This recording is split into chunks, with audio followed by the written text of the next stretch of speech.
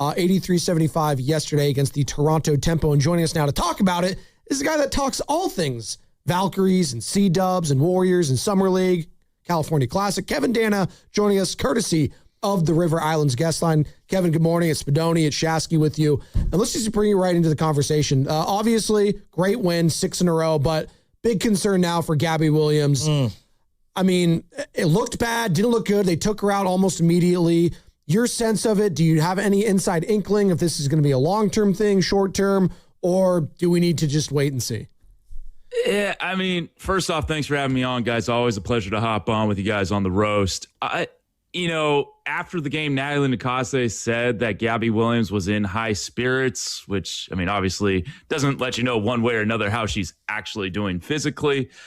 Kind of when someone lands like that and kind of reaches for their back like that, you don't feel great. But I mean, we'll see. I mean, she's been very durable this year. She started and played in every game, and hopefully if she's out, it's not for long, because you'd hate for this run, this 6-game winning streak, and the continuity has been a big part of it, right? They've had the same starting lineup for 16 straight games, and while the bench has been outscoring the starters in a big way the last 2 games in particular, like just having that starting unit, kind of that, all right, we know this is our 5 that we're starting the game with, and then we could kind of keep everyone's minutes at a very manageable level going into the fourth quarter, I think has been a huge reason for their success. You look at games, and I know I'm getting a little off topic here, but like going into the fourth quarter against Atlanta and Toronto, where Atlanta starters' minutes were in the mid to high 20s, and the Valkyrie starters' minutes were like 18 to 20. And they just have more gas in the tank down the stretch because their bench is so much more reliable than other teams at this moment. So Gabby was set to start the All-Star game.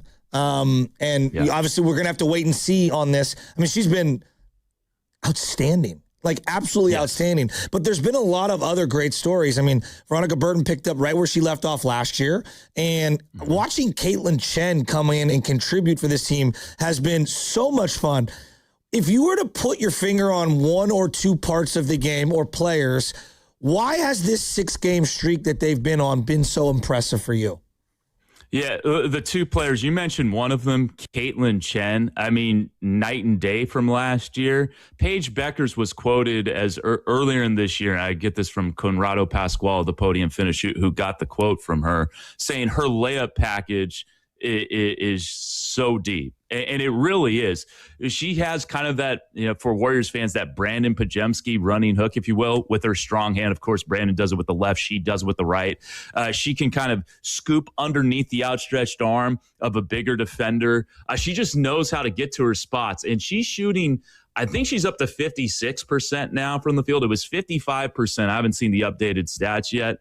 But she's 9th in the WNBA in field goal percentage, and she's 5'8". Like, that's usually if someone's leading in field goal percentage, they're 6'3", 6'4". They're a post player, but she's an undersized point guard. It's incredible what she's been able to do. And then I'll keep it with the bench. I'm a huge Kyla Charles person here. And all right, she averages 6 points and 4.5 rebounds per game or something like that. But her defense, when she comes in, she is always part of the finishing 5. She started 6 games this year. Then they switched her out for Cecilia Zanalissini in the starting 5.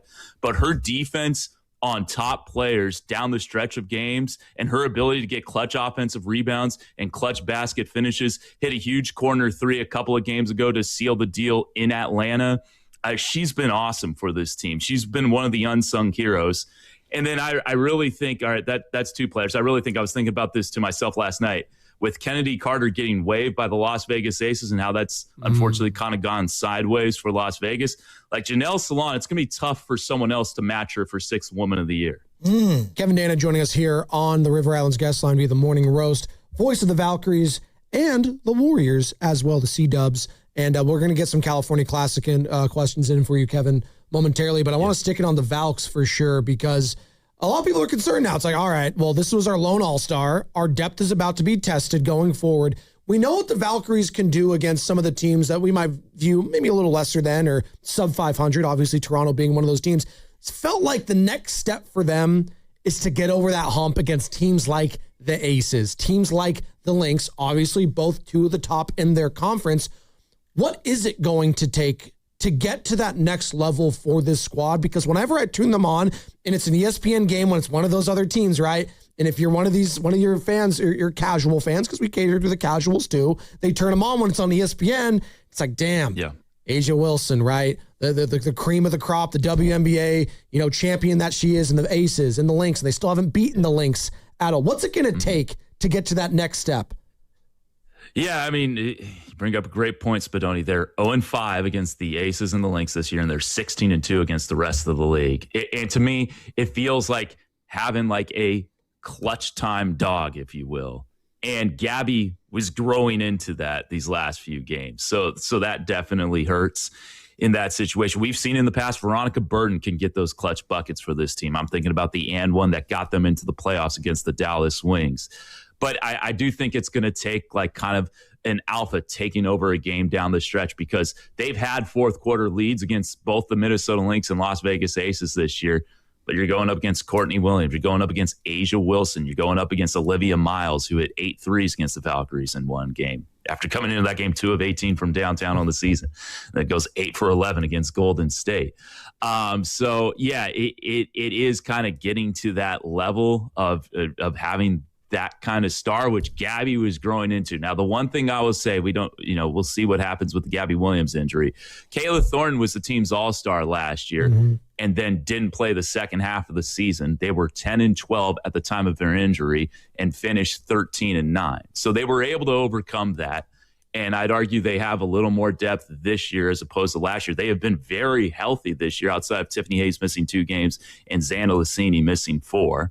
Hopefully Gabby's able to play on Friday. I imagine we'll get an injury update today or tomorrow for sure. Like, definitely have to by tomorrow, because they play tomorrow. So we'll see if she's going to play in 24 hours plus. But yeah, they have been able to come back from injuries before. This is a big one, and hopefully it's not a long one. All right, so you were kind of alluding to it there. The Lynx and the Aces, those are 2 of the top teams in the league, right? And they're winless against them. How do they close that gap? Like, you're talking about fourth quarter execution. Is there a player that they need to step up, acquire? Is there an element of their game that they need to tighten up? Defense, it feels like, has been one of their hallmarks, and then like taking care of the ball. Their offensive rating is really, really, really good across the board. So what is it? Why are they falling short against the Lynx and the Aces in particular? Because that feels like the final hurdle for everyone else to buy in on them being a true contender. Yeah, to me, it is an offensive thing, because like they have had some fourth quarters this year where the offense has just straight up disappeared. Now, they had a fourth quarter where they went 1 of 16 against the Seattle Storm. They somehow won that game. But like, you can't do that against Minnesota and Las Vegas. And they had a fourth quarter against Minnesota where the offense disappeared down the stretch. And look, their defense is going to keep them in games. If you hold Las Vegas to 87 points, which they did in an 87-84 loss, like, you're right there. Like, you can't ask for much more against a team that is as stacked as the Aces. They had a fourth quarter lead late against Minnesota. They were up 10 on the road in Minnesota in the second half, which it's not a huge lead, obviously. It's not like San Antonio against the Knicks in Game 4 of the NBA Finals, but like, it's a lead, and that's one you would like to hold on to. And just, again, fourth quarter offense wasn't quite there. It has been an issue. They have been able to overcome it in some games because they have such big leads, but against the cream of the crop, you are going to need to be able to have more consistent offensive output down the stretch. Have you heard any word of the Valkyries being a potential landing spot for LeBron James? That was not one of the teams I saw on the Rich Paul whiteboard, but I'll have to go back and get my binoculars out. Real quick, what do you make of that, Kevin, this entire thing? Because you're obviously locked in on all things Bay Area sports, like the LeBron James, and then Rich Paul and Shams basically saying, like, hey, you need to bring in Anthony Davis to entice LeBron to come here. What have you made of this entire saga? It's been entertaining, I guess. Like, I remember in 2010, I DVR'd the decision because I had a grad school assignment.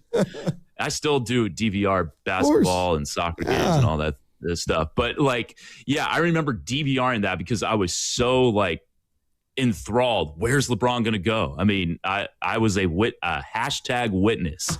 And I still am, dude, yeah. I mean, Kevin did the chalk too when it happened. yeah.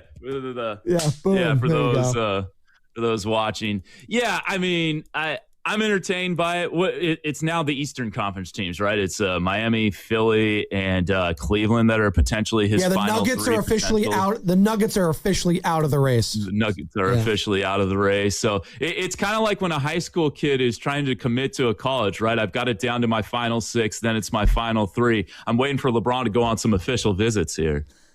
Kevin, you did, 3 of the Summer League games over the weekend? How many did you do? So I did 4, 2 Warriors games and 2 not. I did the games on the 3rd and the 5th. Okay. I didn't do the 6th. So you got up close and personal with the Axel and obviously the Jay Jones. The guy I really like also is the kid from Gonzaga. This is going to the Golden State Warriors Summer League team. I think it's pronounced Ike from Gonzaga. I like him. Ike. Man, I really like him as a player. I love the kid Chance McMillan. I think he's got a little. I think he's got some game in him. Yeah. So just rat-a-tat-tat me. Like, who stood out to you? I think Yaxel's going to be a stud. Yeah. Oh, I really was impressed with the Axel Lendeborg. I mean, now he was the only lottery pick there, so he should stand out, and he did stand out. So he did his job. Chance McMillan, he was going to play on the Summer League team last year with Golden State, but he was hurt. So he was with Santa Cruz all year. He's a Vallejo kid. He's an NBA player. Like he has got such good command of the game when he gets out there. He can get to his spots. And when I say he's an NBA player, I mean this is a guy who's probably going to get a 2-way contract this year or a 10-day contract. So like when I say, I'm not saying this guy's going to give you 25 minutes a game, but I'm saying he can make an NBA roster. And you know, as someone who's been in the G League for 14 years, those are kind of the guys that I look at. So yeah, another guy that I really like, and I don't know if he might be too small, but Davon Smith, he's on the Warriors Summer League roster. I think he led the team in scoring in the 3rd game. He's like a 6-foot guy whose head is at the rim. And he like for a while was leading the Santa Cruz Warriors in rebounds. Like he can sky up there. I think he has a connection with future Quavo because he's from Atlanta. He calls one of them his uncle. I think it's Quavo. I could be wrong on that. But like this guy has elite athleticism. He was like a near triple-double guy for the Santa Cruz Warriors when he was in their starting lineup. So I'm a Davon Smith guy. And Graham Ike, he's on an X10, Exhibit 10 contract. So that gives you an inside track for him to be a potential 2-way guy for Santa Cruz or for Golden State.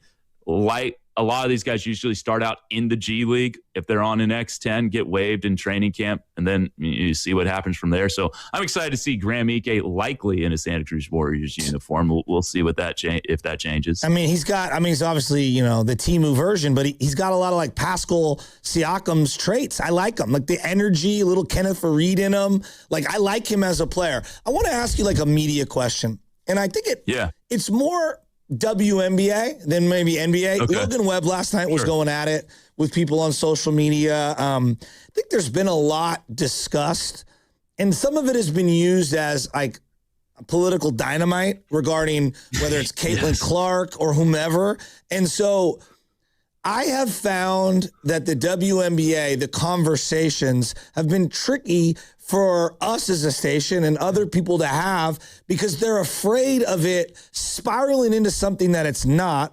And then I think that some of the athletes, there's like an in real time kind of coming to grips with how they're being talked about in terms of the performances being critiqued and whatnot.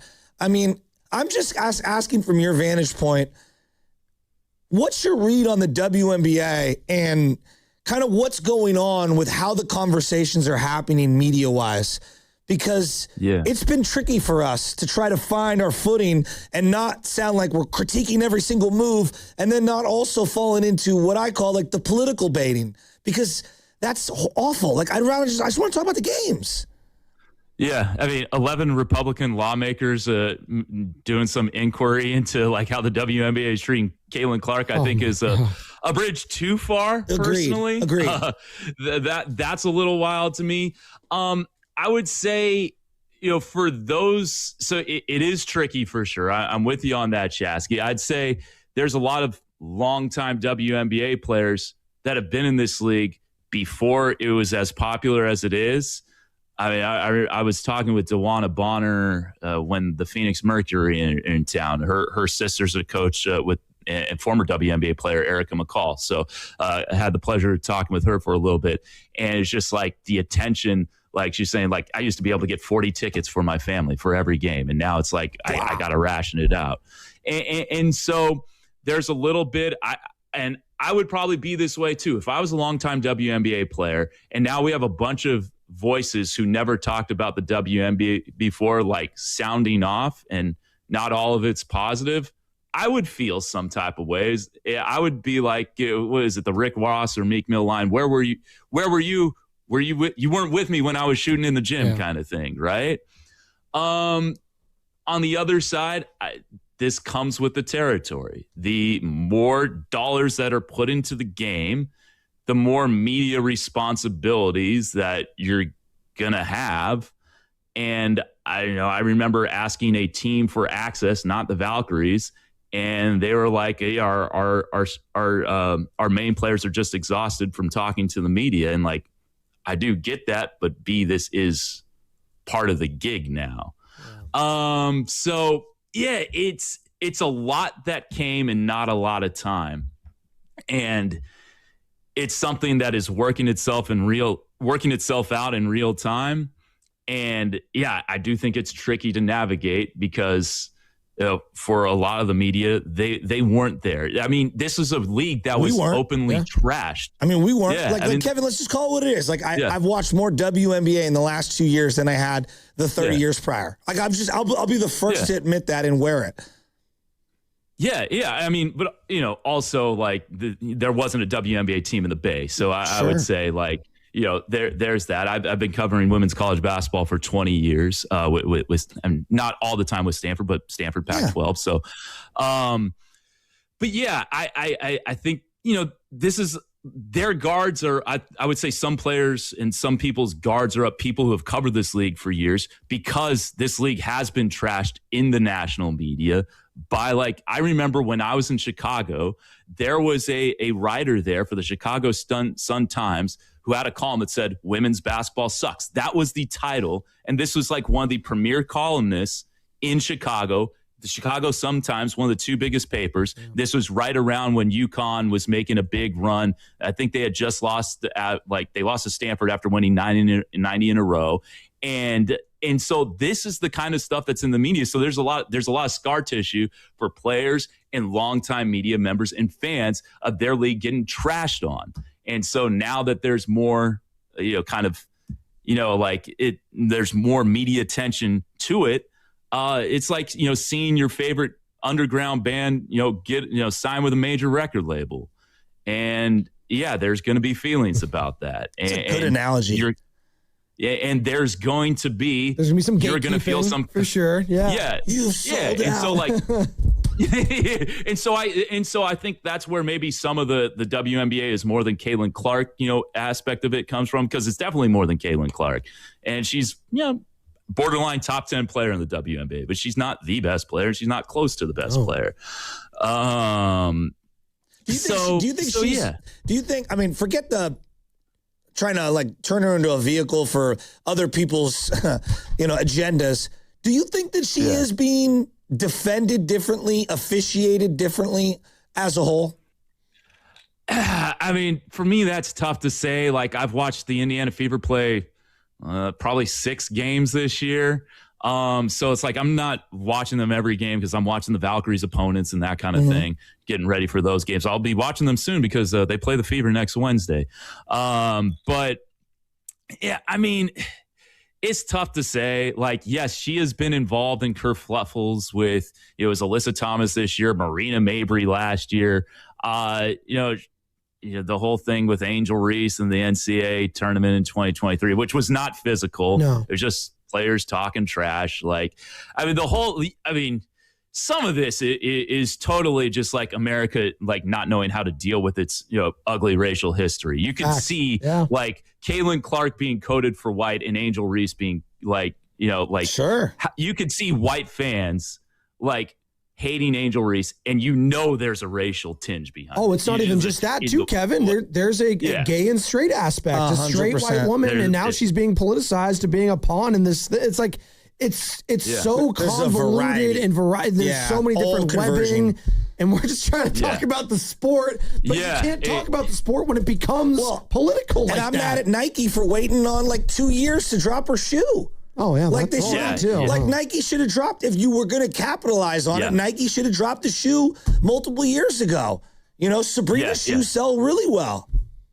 Yeah, I mean, they could have done this in 2024. They could have done it in 2023, honestly. Like her first run to the national championship game with Iowa, when she really first started to jump on the national scene. So, yeah, I mean, Caitlin Clark didn't ask for any of this. Angel Reese didn't ask for any of this.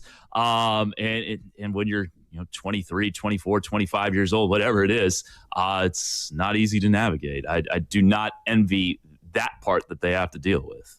Kevin, great stuff this morning. We really appreciate your time, and we'll do it again soon, man.